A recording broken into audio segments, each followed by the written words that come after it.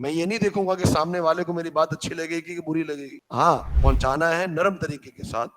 اچھے اخلاق کے ساتھ، اچھے الفاظ کے ساتھ،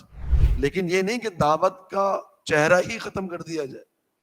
اور اصل جو دعوت ہے وہی ختم کر دے کہ جی اگر میں اس کو یہ بتاؤں گا کہ جی شرک کرنا گناہ ہے،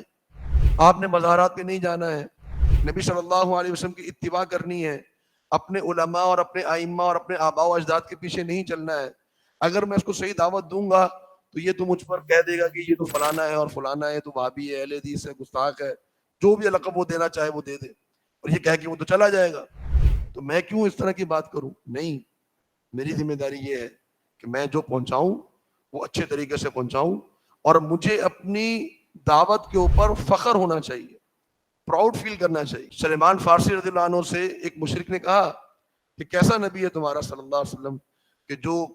عورتوں کی طرح بیت الخلاء میں جاتا. اب بات اس نے بڑی گری ہوئی کی تھی شرم دلانے کے لیے، لیکن آپ دیکھیے صحابہ کی تربیت کیسی ہوئی نبی صلی اللہ علیہ وسلم کے ہاتھ. فرمایا کہ ہاں ہمارے نبی نے تو ہمیں تعلیم دی ہے کہ بیت الخلاء بھی جانا ہے تو کیسے کیسے آداب تمہارے ہونے چاہیے، کیا کیا تم نے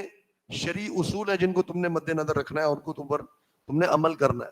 یہ بات کیوں کہی؟ یہ نہیں کہا ہاں وہ بس کرتے ہیں، تھوڑی حیا زیادہ ہے ان کے اندر تو احساس کمتری میں آگے بیک فٹ پہ نہیں چلے گئے، آگے آئے